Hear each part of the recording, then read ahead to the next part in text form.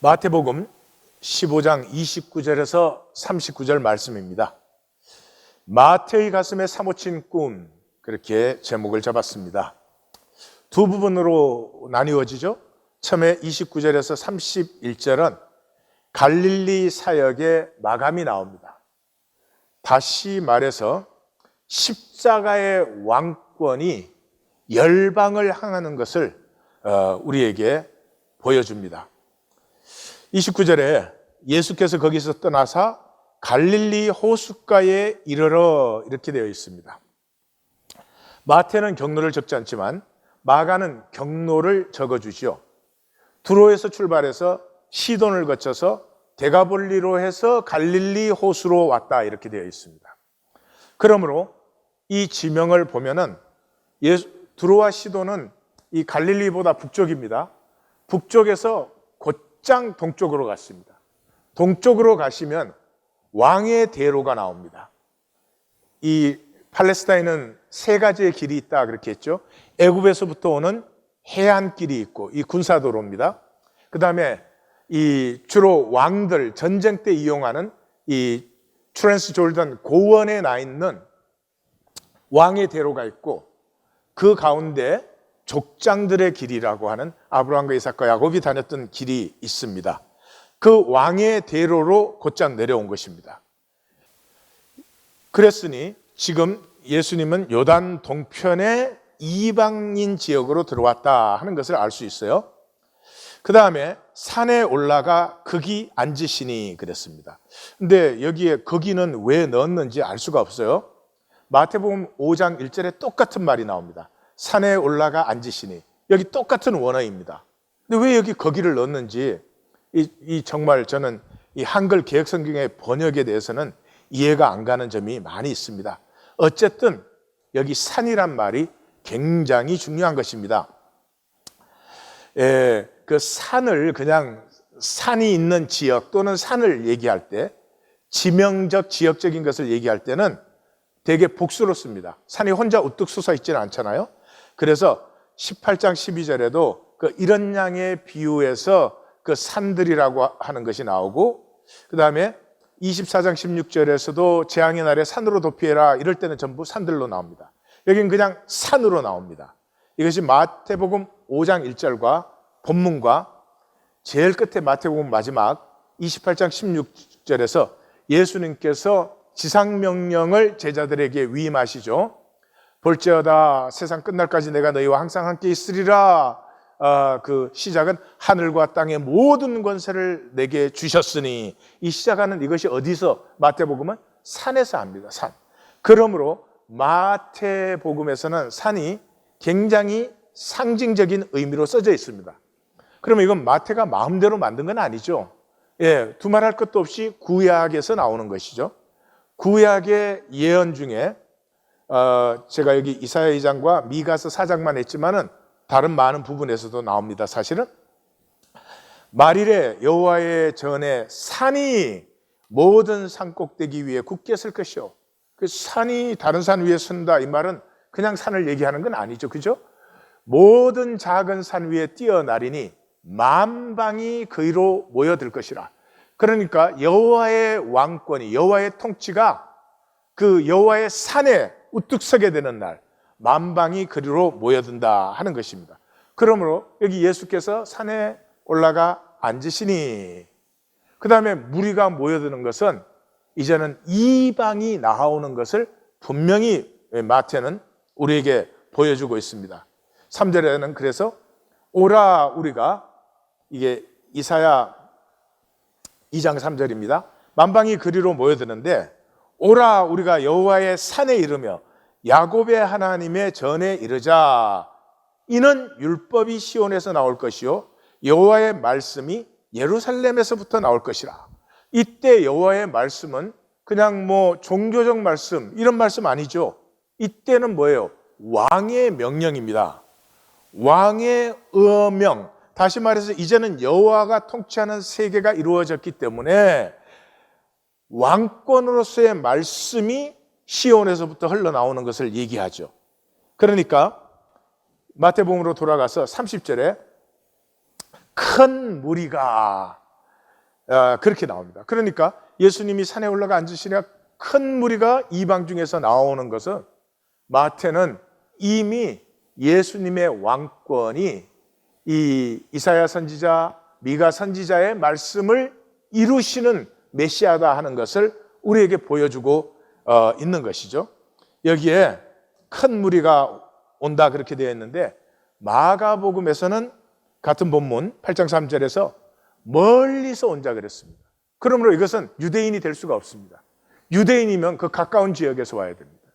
그리고 에베소서 2장에 들어가시면 이 같은 용어 멀리서 온, 먼데 있는 자 이런 말이 나오는데 그것이 전부 이방인을 얘기하고 있습니다. 그러니까 이 말씀은 이방인이 나오는 것입니다. 여기에 다리 저는 사람과 장애인과 맹인과 말 못하는 사람과 기타 여럿을 데리고 와서 번역이 참 이상합니다. 그냥 원어로 보면 간단합니다. lame, blind, dumb, maimed가 나왔다는 거예요. 그러므로 원어대로 한다면 이렇게는 할 수 있을 것 같아요. 다리 저는 사람과 맹인과 말 못하는 사람과 기타 장애인을 데리고 와서. 근데 왜 장애인이 그 리스트 중간에 들어가고 기타 여럿은 뒤에 나오는 건지 저는 정말 알 수가 없습니다. 굉장히 복잡하고 뭐가 흐려져 있어요. 뚜렷한 얘기예요. 그들을 다 데리고 와서 예수의 발 앞에 앉히매 이렇게 되어 있습니다. 그러니까 발 앞에 앉힌다는 것이니까 그냥 앉혔다 그럴 수 있죠. 그러니까 발 앞에 앉혔다는 말은 두말할 것도 없이 예수님의 왕권을 여기 나타내고 있는 것이죠. 첫 번째 산에서는 제자들이 나온지라 그랬죠. 그러니까 여기는 랍비적인 모습, 더 정확하게 말하면 말씀의 주님, 선지적 이미지를 보여주고 이 15장에서는 이제 그 말씀을 통해 이루어진 왕권의 모습을 우리에게 보여주고 있습니다. 여기서 이제 우리가 좀 노티스할 것은 같은 본문 마가복음에서는 기먹고 말을 더듬는 그 사람을 에바다 그래서 고쳐주는 거거든요. 그런데 마태복음에서는 이사야 35장을 사용하고 있어요. 이사야는 이미 예수님께서 세례 요한에게 보내는 대답으로 이 이사야 35장을 사용한 것을 우리는 알고 있죠. 그러니까 마태는 이사야 35장 말씀이 이루어지는 것은 약속하신 메시아가 오신 것이고 그의 왕권은 열방을 시온으로 나오게 하는 하나님의 통치 아래로 불러 모으실 것이다 하는 것을 마태는 지금 강조하고 있죠. 그래서 말 못하는 사람이 말하고 장애인이 온전하게 되고 다리 저는 사람이 걸으며 맹인이 봄에, 이 번역이라서 복잡하죠. 그냥 원어는 굉장히 간단합니다. dumb to speak, maimed to behold, lame to walk, blind to see. 그렇게 되는 거죠. 그러니까 이것은 이사야 35장을 그대로 인용하고 있어요. 순서만 좀 바뀌었지만 이건 구전 시대니까 글로 전하는 시대가 아니고 오럴 트래디션, 구전 시대이기 때문에 이런 순서들은 이렇게 바뀌기가 일반적이죠. 그래서 이사야 35장에서는 blind to see, deaf to hear, lame to walk, dumb to speak 그렇게 되어 있죠. 그래서 아까 말씀드렸지만은 그 세례 요한에게 보내는 예수님의 답변에서 당신이 오실 거이니까 그러니까 나를 통해서 이사야 35장의 꿈이 성취되고 있다라고 말해라 가서 그러면 분명히 이제 알아듣죠. 그래서 이 예수님 당시에 아직도 이사야 35장의 꿈을 품고 있는 사람들이 있었어요. 그 사람들에게 이게 사실 암호라고 말할 수 있어요. 이사야 35장이 이루어진다는 말은 메시아가 왔다는 말이고 기다리던 하나님의 통치가 현현되고 있다는 거죠. 그래서 총 31절 마지막 말씀이 무리가 보고 놀랍게 여겨. 마태복음에서 계속 만나죠. 다우마초. 제가 다우마초 잊어먹지 말라고 다우마초. 놀랍게 여겨 이스라엘의 하나님께 영광을 돌리니라 그렇게 돼 있어요. 그래서 이스라엘의 하나님께 영광을 돌리니라 하니까 이것도 이방인의 표현이 분명합니다. 왜냐 그러면 유대인은 자신들의 하나님을 얘기할 때는 이 이스라엘의 하나님이라는 표현을 쓰지 않습니다. 굉장히 많이 나옵니다. 언제 많이 나오죠? 하나님의 권위가 강조될 때 나오는 말이에요. 그래서 신약에서는 여기하고 누가복음 그 사가랴, 세례 요한의 아버지 사가랴의 예언 2번밖에 안 나옵니다. 그 사가랴의 예언이 하나님께서 세례 요한을 엘리야로 보낸다는 것이니까 그 보내시는 하나님의 권위를 표현하기 위한 거죠. 그 다음에 출애굽기에 4번 나오는데, 이 출애굽기에 4번 나오는 것은 바로에게 가서 내가 이스라엘의 하나님이 보냈다고 해라 할 때 말을 해요. 그 다음에 시내산 언약을 주실 때 이스라엘의 하나님이 주시는 언약이다 이런 거죠. 그 다음에 금송아지 사건이 일어났을 때 그 금송아지 제사한 사람들 다 죽이잖아요. 그때 동족이 동족을 죽여요. 그때 이스라엘의 하나님께서 죽이라고 하신다고 모세가 말을 하죠. 그러니까 하나님의 권위가 강조될 때, 그리고 마지막으로는 모든 이스라엘 남자는 1년에 3번 요 앞에 나와야 된다라고 할 때 나옵니다. 그러니까 이스라엘의 하나님이라고 하는 것은 개인들이 하나님 얘기할 때 쓰는 용어가 절대로 아니며 또 그렇게 쓸 수도 없습니다. 그래서 이 표현이 가장 많이 쓰인 것이 예레미야서예요. 거기서 48회 써졌다고 합니다. 저는 그 40회를 이렇게 찾아서 읽었는데, 그러니까 예레미야서에 제일 많이 쓰였다는 건 뭐예요? 예레미야서는 하나님이 이제 유대를 멸하신다, 예루살렘을 버리신다, 자기 성전을 파괴하신다, 이게 예레미야서예요.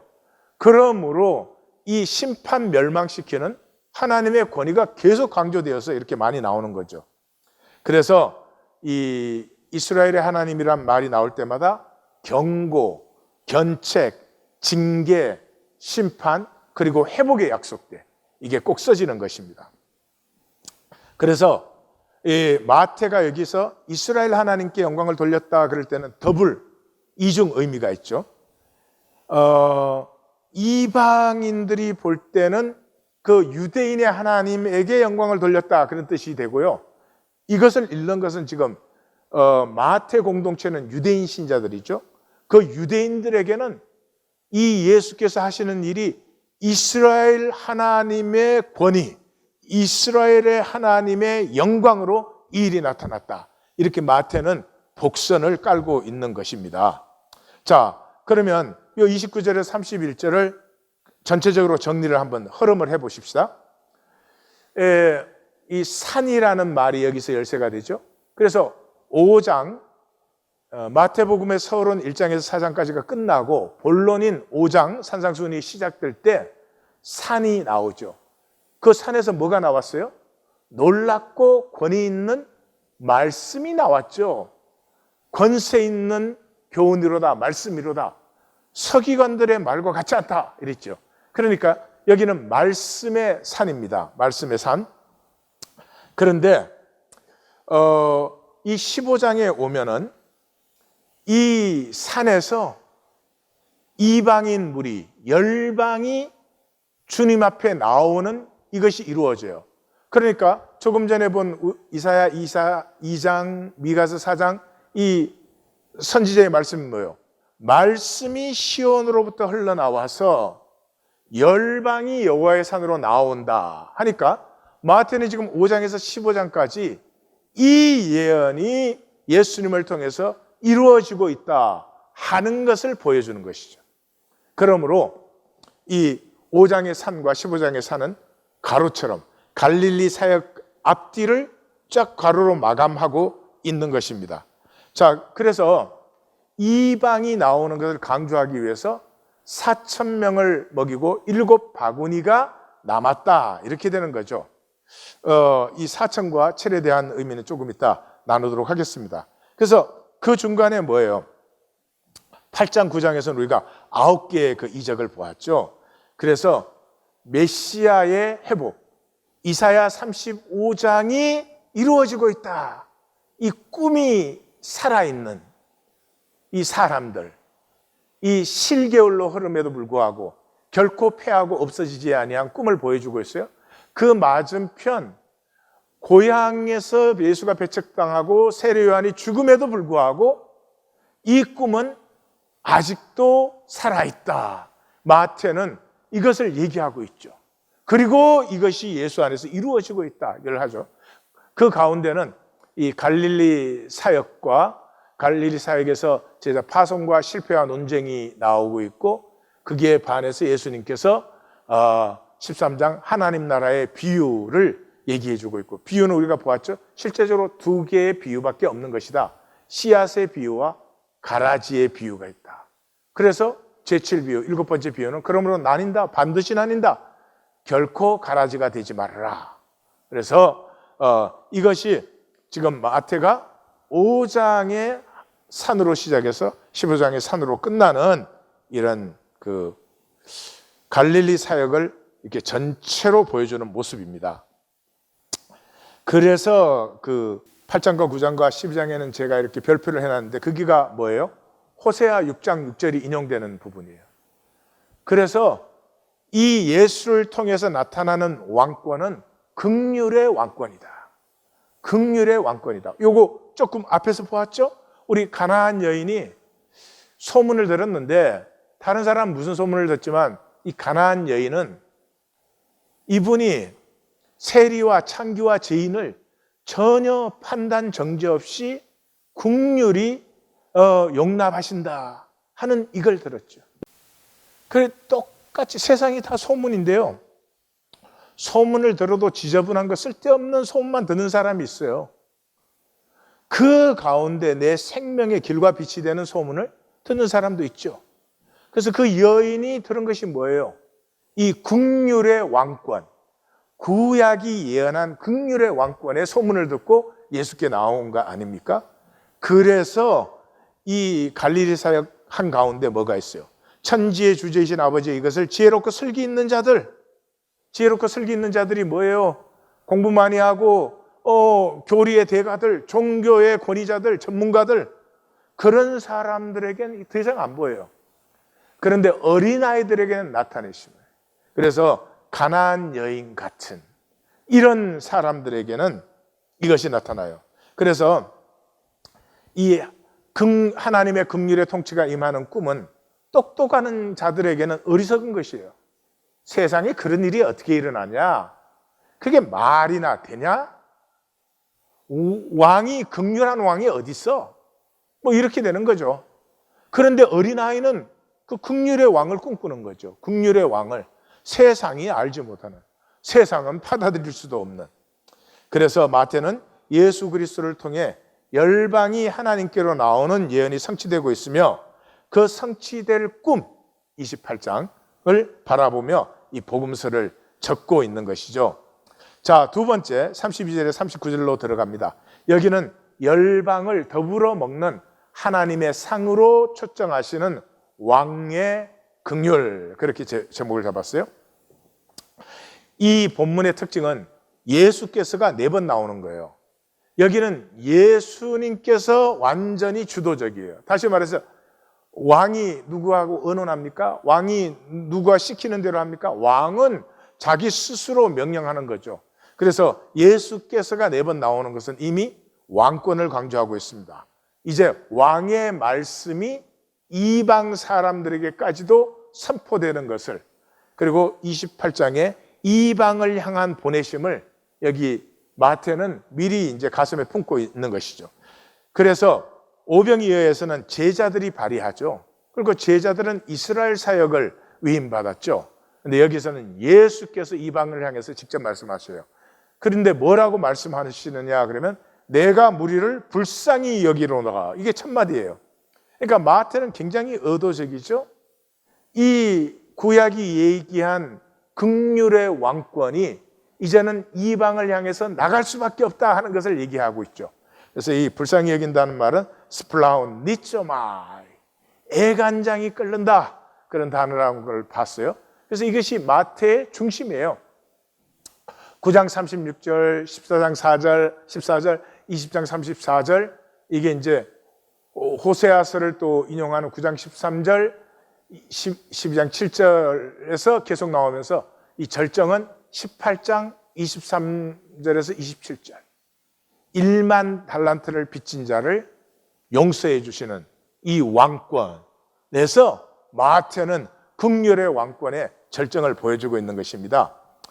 그래서 그 긍휼은 이미 사흘임에 먹을 것이 없도다. 길에서 기진할까 굶겨 보내지 못하겠노라. 이렇게 해서 이 참 왕은 긍휼의 왕권, 목자왕.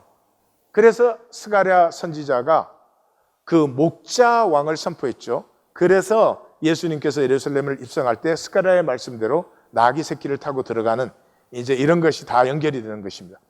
33절, 제자들이 광야에서 우리가 어디서 이런 무리가 배부를 만큼의 떡을 얻으리까? 이렇게 말을 합니다. 여기에서는 광야라는 말 속에 오병이어 칠병이어 전부 이 먹을 것도 없고 먹을 것을 구할 데도 없는, 그러므로 전적인 하나님의 공급에 의존해야 되는 것을 보여주고 있어요. 그 광야에서 만나 사건의 핵심은 안식입니다. 출애굽기 16장을 보시면 만나 얘기에서 안식일을 지키라는 게 3번 나오고요. 또 마지막 결론적으로 다시 안식일을 지키라 내가 분명히 말했다. 그렇게 됐을 때 모두가 참 넉넉하게 먹었다. 이런 얘기가 나와요. 그러니까 이 안식의 의미는 하나님도 쉬셨다가 아니에요. 안식은 하나님의 존재 방식이에요. 존재 방식이라는 것은 하나님께서 혼돈과 공허와 흑암을 허용하세요. 그런데 허용하시지만 그 혼돈과 공허와 흑암의 허용 때문에 조아뜨라가 피어나는 거예요. 이 얘기에서 벌써 탕자의 비유를 생각하셨으면 성경을 아주 잘 읽는 거예요. 탕자가 집 바깥으로 나가면 혼돈과 공허와 흑암 속에 들어가는 거예요. 그러나 그것을 통해서 진정한 조아뜨라가 이루어지는 거죠. 우리의 존재 양식은 뭐예요? 멈추지 못해요. 멈추면 뒤떨어지니까 계속해서 달려듭니다. 이 사람은요, 새로움이 없어요. 그러니까 헛된 바퀴가 계속 돌아가요. 그래서 이 사람은 허무의 오로파일럿을 사는 거죠. 하나님을 믿는 사람은 멈출 수 있어요. 내 컨트롤을 내려놓는 시간이 있어야 돼요. 그렇지 않으면 컨트롤이 아니고 강박이 되는 것이죠. 그래서 34절에 또 예수께서, 그죠? 이게 오병이와 다르죠? 너희에게 떡이 몇 개나 있느냐 이러되 7개와 작은 생선 2마리가 있나이다. 엄밀하게 7병2여는 아니에요. 왜냐 그러면 딱 2마리라고 말하지 않았으니까. 2마리라는 이 단어는 a few fishes 그런 표현입니다. 여기에서 작은 생선 그런 것은 에쿠시안이라는 단어예요. 그래서 little fish를 얘기를 하고 있습니다. 다시 말해서 여기에서 떡 7개와 생선 2마리, 작은 생선 2마리, 그 자체가 모든 걸 결정하는 게 아니에요. 내가 뭘 소유했느냐가 내 삶을 결정하지 않아요. 지금 우리가 사는 세상은 내가 뭘 가졌느냐가 나의 모든 걸 결정해요. 그런데 내가 무엇을 가졌든지 더 중요한 것이 있어요. 그것이 어느 왕권 아래에 있느냐. 세상 왕권 아래에 있으면 그게 판단과 정죄밖에는 못 받아요. 그런데 하나님의 왕권 아래에 있을 때 내가 가진 것이 적든지 많든지 이것이 하나님의 가능성으로 피어나기 시작하는 거예요. 그래서 35절 세 번째, 예수께서 무리에게 명하사 땅에 앉게 하시고 그랬어요. 여기 앉게 한다는 말이 나오는 것은 뭐 앉아서 먹었겠지만 표현 안 해도 되죠. 그렇지만 앉게 했다는 걸 표현하잖아요. 이것은 이미 8장 11절에서 이방인들이 함께 천국에 앉을 것이라는 걸 얘기했기 때문에 이것을 이미 연결시키고 있죠. 그러면서 오병이어의 기적에서는 잔디 위에 앉았다고 되어 있어요. 여기서 잔디는 미국의 잔디를 얘기하는 것 아닙니다. 그래서 지금 뭐 계절이 아니어서 말랐나 이런 게 아니고요. 그런 잔디가 어디 있어요? 그냥 풀밭이에요. 야생 풀밭이에요. 그러니까 잔디 위에 앉았다고 하는 것은 이 하나님께서 이스라엘을 먹이실 때 시편 23편 대표적이죠. 쉴만한 물가와 푸른 풀밭에 누이시고 풀밭을 약속하셨어요. 그래서 잔디라는 것이지 무슨 그러니까 여기서 땅이라고 하는 것 자체가 눈치를 채셨겠지만 이미 이 사람들은 이방인들이다. 그 땅이라는 게 그러면 너는 유대인하고 달라서 먼지 나는데 앉으라 그런 게 아니죠. 그 들의 바닥에 앉으라는 얘기죠. 예. 36절에 이어서 떡 7개와 그 생선을 가지사 그랬어요. 그러니까 여기 생선은 더 이상 작은 fish란 말이 아니고 에쿠스, 오병이어의 생선과 같은 단어예요. 예, 그러니까 작은 생선이었지만 그걸 그냥 생선이라고 마태는 표현하는 것 같습니다. 가지사 축사하시고 오병이어에서는 하늘을 우러러가 나오죠. 하늘을 우러러. 그런데 사실 이 떡을 나눌 때 하늘을 우러러가 나오는 건 오병이어밖에 없습니다. 마태복음 26장에서도 안 나오고요. 마가복음 8장에서도 안 나오고 누가복음 24장, 요한복음 6장에서 전부 안 나옵니다. 마태만 오병이어의 기적에서 하늘을 우러러 썼습니다. 그러니까 지금 마태는 뭐를 생각하고 있죠? 만나입니다. 만나. 광야에서 우리 조상이 하늘로부터 만나를 받지 않았느냐. 이것이죠. 그래서 칠병이어에서는 하늘을 우러러가 빠진 것도 같은 마태가 기록하는데 빠진 것도 역시 이 대상은 이방인이었다 하는 것을 암시하고 있습니다.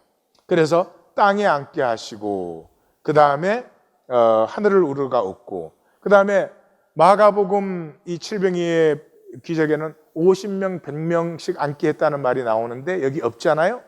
50명, 100명도 뭐예요? 광야에서 그 이스라엘 얘기 아닙니까? 그러므로 이 세 가지를 볼 때 이 무리는 이방인 무리라고 보는 것이 맞을 것 같아요. 그러나 이걸 또 유대인이었다 그런다고 제가 볼 때 크게 잘못된 일은 없어요. 항상 성경을 만날 때 그게 열심히 찾아 들어가지만 정답 자체가 중요하잖아요. 하여튼 내가 만난 말씀에서 내가 어떻게 살아야 할지를 하나님의 음성을 들었으면 그게 중요한 거지 정답 자체는 중요하지 않습니다. 그래서 떼어 제자들에게 주시니 제자들에게 무리에게 주었다. 여기서부터는 지금 오병이어의 기적과 똑같이 기록이 됩니다. 숫자만 다르지. 그래서 다 배불리 먹고 남은 조각을 7광주리에 자 7광주리가 왜 7일까? 여기에서는 짐작이죠. 이건 전부. 첫째, 오병이어에서는 카피나스입니다. 바구니예요. 그런데 여기에서는 스프리스, 큰 사도 바울이 이 다메섹에서 도망갈 때 그 광주리에 담아서 성 밑으로 내렸다 그럴 때 그러니까 큰 광주리예요. 스프리스가 저기 적혀져 있어요. 그러니까 여기서 이제 제일 먼저 생각할 것은 그거예요. 사도행전 6장에 가면은 7집사를 뽑죠. 그러니까 이 예수님의 공동체, 사도 공동체에서 7이라고 하는 숫자는 이미 중요한 숫자가 되어 있다. 그것도 알 수 있고요. 그 다음에 헬라 문화는 세상을 70나라라고 생각했습니다. 그러니까 이방 전체를 생각한 것일 수도 있고 또 신명기 7장에서는 가나안 7족이 나오죠. 그것도 생각할 수도 있습니다. 어찌됐건 간에 이 7이라는 숫자는 이방을 표현하는 세상 전체를 표현하는 삼위 하나님, 사가 사방이니까 세상 전체를 표현하는 숫자입니다. 그래서 7광주리에 차게 거두었으며 그 다음에 먹은 자는 여자와 어린애 외에는 4,000명이었다. 4,000명은 두발할 것도 없이 성경은 세상을 사방이라고 하죠. 거기에 곱하기 1,000이 4,000이고 오병이어는 유대인은 모세 5경, 5경에 1,000이 곱해져서 5,000. 그래서 두말할 것도 없이 이것이 숫자는 어떻게 다르든지 간에 메시아닉 뱅크, 하나님의 종말적 잔치를 분명히 상징하고 있다는 것을 볼 수 있어요. 39절 예수께서 이제 마지막으로 네 번째 무리를 흩어보내시고 배에 오르사 마가단 지경으로 가시니라. 그러니까 이게 요단 동편에 있었기 때문에 마가단으로 가기 위해서는 배를 타실 수밖에 없습니다. 이 배를 타지 않으면 이 다시 왕의 대로 고원 윗길로 올라가서 거기에서 다시 계곡을 내려와서 요단을 건너서 이렇게 가야 됩니다. 예, 그렇게 되니까 여기 장소가 요단 동편인 것을 알 수 있고, 또 아까 말했지만 마가복음 8장 3절에 여기 멀리서 온 사람들이 있었다 하는 것은 전부 이방인을 얘기하는 것이죠. 자, 전체적으로 흐름을 한번 보시면 마태복음은 이제 예수님의 1장에서 4장 서론이 끝나고 예수님의 본격적인 사역이 메시아의 말씀으로 시작되고, 메시아의 말씀인 산상수훈은 우리가 하나님의 자녀다 하는 것이죠. 그리고 이제 클라이막스 전에 갈릴리 사역이 마감되는 여기에서는 메시아의 긍휼이 열방을 초청하는 모습을 보여주고 있습니다. 그 가운데 하나님 나라가 선포되는데 종교는 하나님 나라를 배척한다는 것을 이중으로 더블로 보여주고 있습니다. 그래서 한 번은 안식법을 폐하면서 배척이 일어나고, 두 번째는 정결례를 선포하면서 이게 또 배척이 일어나고, 이렇게 해서 갈릴리 사역은 마감을 하게 되고, 이제 우리는 클라이막스로 가는데, 저는 여기서 처음 봤어요. 저는 항상 클라이막스가 16장 고백과 18장 교회에서 어느 부분이 클라이막스, 저는 오랫동안 16장이 클라이막스라고 생각했어요. 근데 이제 말씀 만나기를 하면서 이게 교회가 더 중요하다, 18장이라고 생각을 했어요. 그런데 이 본문을 가지고 다시 읽어보니까 변화산이 절정이에요.